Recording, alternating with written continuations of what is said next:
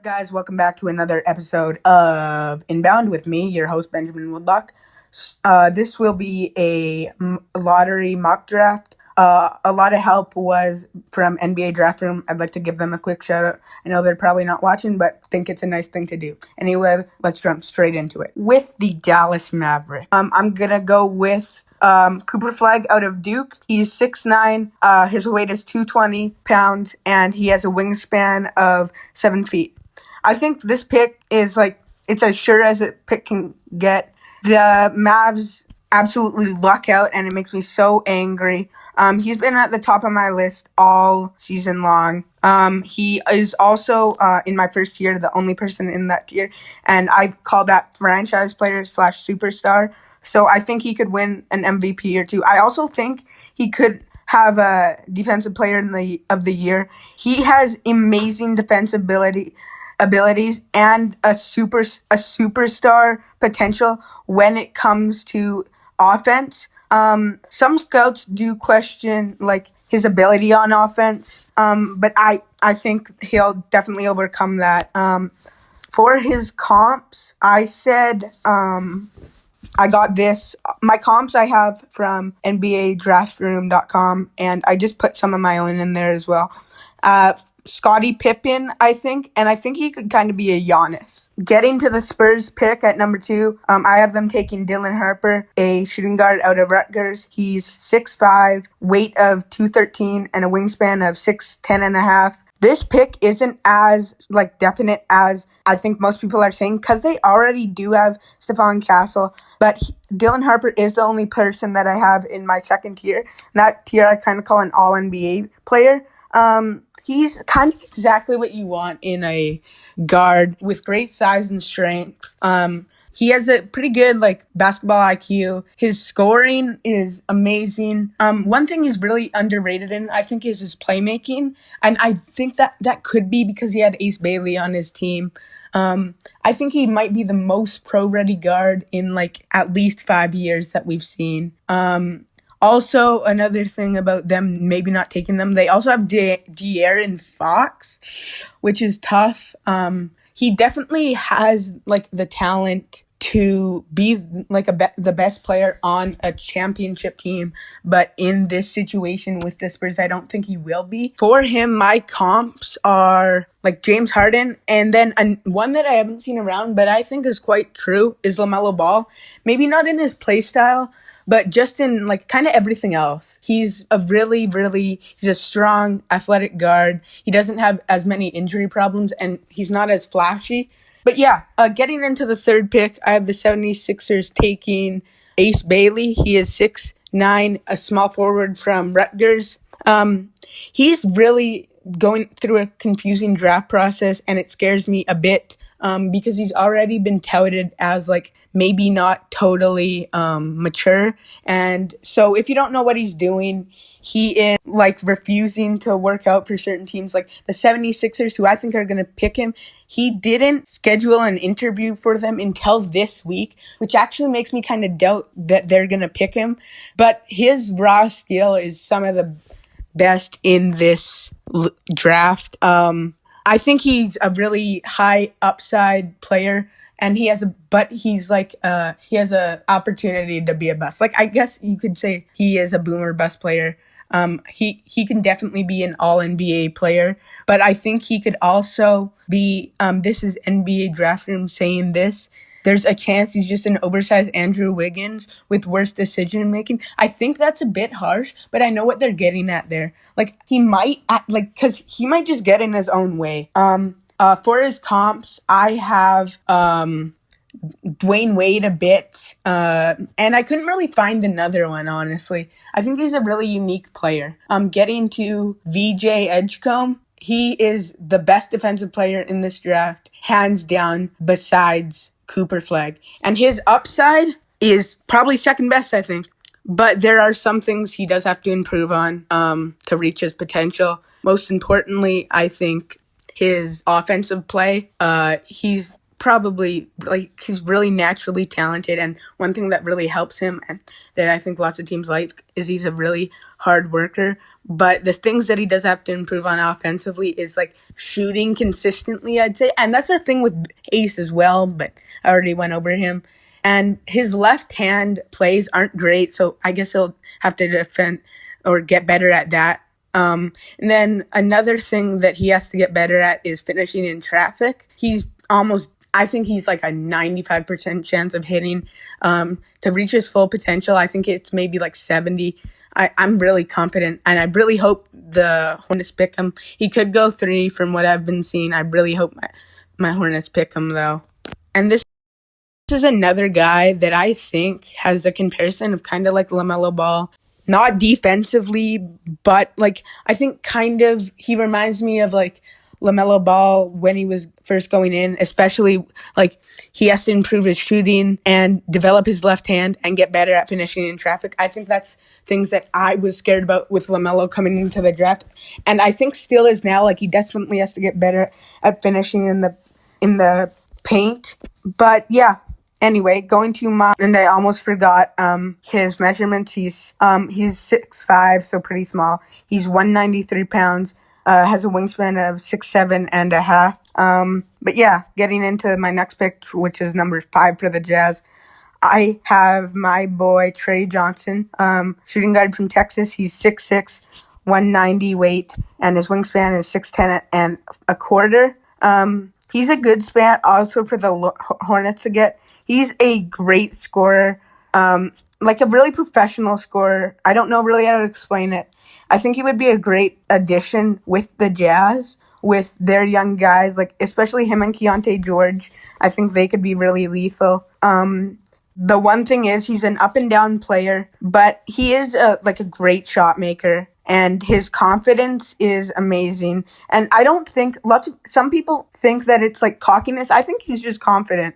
He's really, really good offensively. His defense is not as good. And one thing nobody looks at again is his passing and I guess playmaking. It's really good, especially his assist numbers. You want to see him probably finish better in the paint and like at the rim.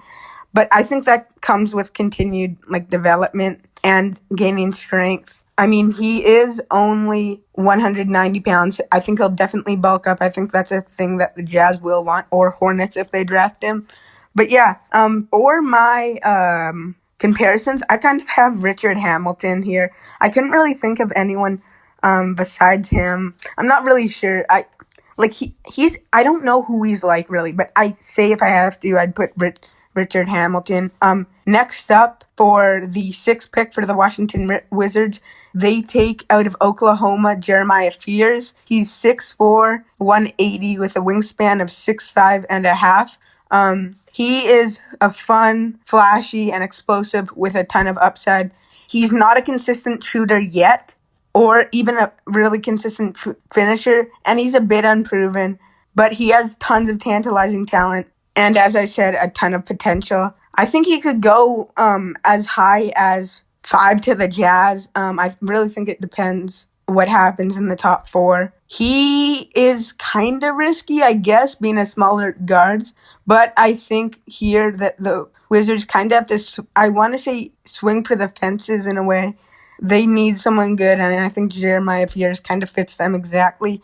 And he definitely has great upside, as I've said. I just can't get over that. His comp, I think he's kind of like Gilbert Arenas, a worse Gilbert Arenas, I should say. But who knows? Maybe he'll be as good as him. Number 7, a lot of people have this man way higher than I do, is Colin Knippel. He's 6'6", 219, a wingspan of 6'6" and a quarter. Listen, if the Hornets take him, I am going on a rant. He is a great player, and I'll get into that, but he's not 4 worthy.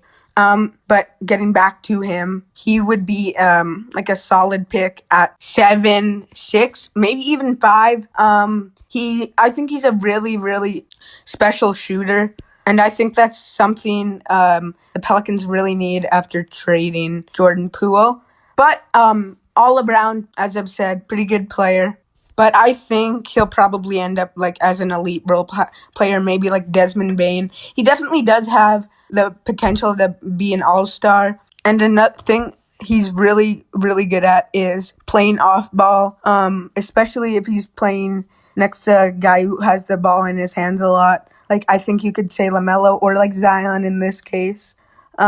He, I think, is one of the safest picks.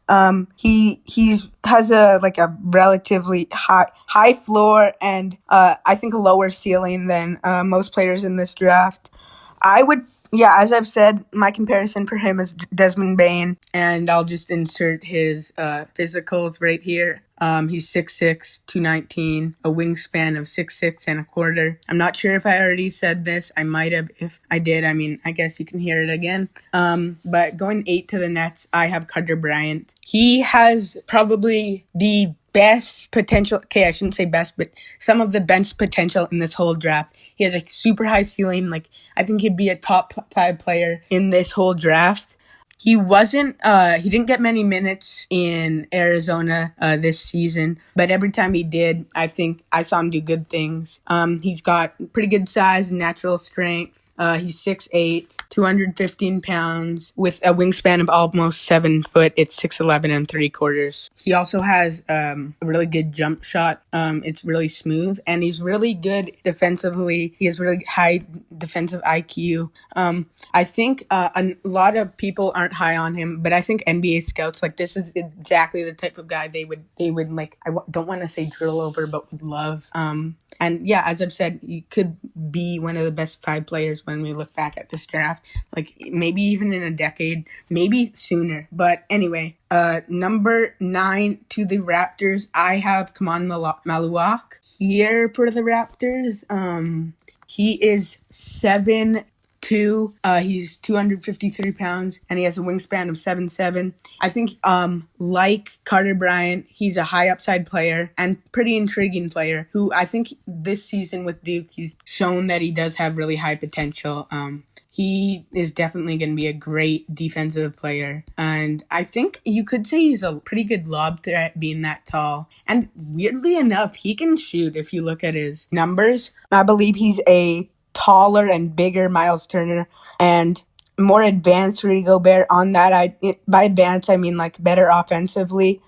He is also just plays the right way and definitely a hard worker. His upside, I think it's iffy. I think he has kind of like a boom bust potential, and I think the boom might be a bit like it's a more chance that he's like a role player than a great player. He's obviously going to be a good defender, probably a starter. But getting into my next pick, I have the Suns taking, I'm going to say Noah Essingu. You could debate Derek Queen here, but I have him with the Blazers, who we'll talk about in a sec. Noah Essingu played in France this season. He's 6'11", 204, and a wingspan of pretty much 7'1". If I had one word to describe him, it would be raw. He's only 18. I see him as a better Tejan Salon. He is definitely productive. He was really productive overseas in France. He definitely has high-end athleticism and, as I've said, really high potential. He's showing the ability already to produce in this league that he's in. I'm not totally remember the league. I think he's more of like a finisher than a creator. He definitely has plenty of time to develop his skills. I'd take a swing at him in the 10 to 16 range. His comparison is kind of like Pascal Siakam. Let's go to the Blazers now with Derek Queen. He is a great offensive talent, but he does lack speed. But he makes up with it with his, I don't know how to describe his skill. I think I'll just say unique. He's really smooth for a player who's like so hefty, and he should probably be a good power forward / center in the league. I think a really big question for him is if he can guard at this level. For his height and weight and wingspan, he's 6'10", 248, wingspan of 7'1.5". The big question for him is whether, as I've said, if he can guard. I think he'll get plenty of touches with the Blazers, and this would be a great spot for him. It could also be a spot where someone trades up to get him. Like, I think the 10-15 range is really that, like, maybe the Nets with the 5 first-round picks I think they have now definitely fools a lot of people, maybe even scouts, with his skill level and the advancement of his game, lots of people, I think, see him as maybe like a Nikola Jokic. I think more fittingly would be Alperen Sengun. I don't really have much to say on him, so I'm just going to get into my next player for the Bulls at 12, who is Colin Murray Boyles. He's 6'7", weight of 239, wingspan of 7'1". He might not be like the flashiest guy in the class, but I think he's really good on the defensive end, kind of like BJ Edgecombe, except BJ I think is more flashy and offensively skilled. If they take him, the Bulls are adding like a nice collection of talent, but they do need toughness. That's a big thing I think Murray Boyles brings. I think he's probably going to be like a starter player, but his upside is probably like multiple-time All-Star. For that, though, he definitely has to do better at offensively. He's an okay offensive player, but I think he has to get better offensively for that. For CNMB, I don't really have a comparison for him. I think he's a really unique player. I guess you could say maybe like Yabusele. But yeah, I'm just going to get on to the next pick, which is the Hawks. And I have Igor Demin from Russia. He's 6'9".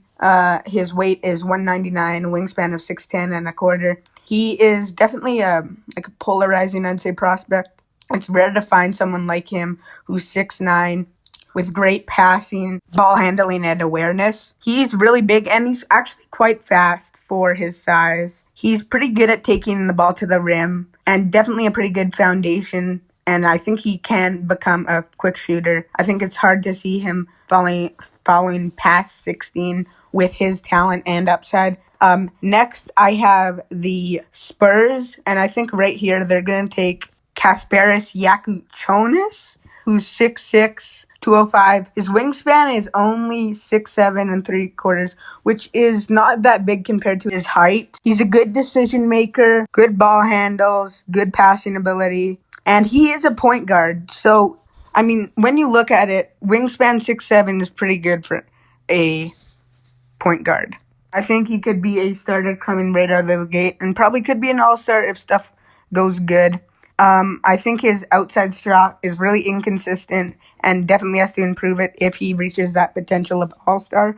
But I think he's a pretty safe bet to be like a solid starter for quite a while. His comparison, the only one that I see fit is Alonzo Ball. I think that he could go as high as 10, but I think he could even go as low as like 20. He has a really wide range that definitely extends beyond the lottery. But anyway, that's it for this video. Thank you guys so much for watching. If you liked the video, click a like. If you liked it more, click subscribe, or don't. Fine with me. Anyway, that's it. I'll see you guys tomorrow breaking down every pick and maybe ranting about the Hornets. You guys are the best. See ya.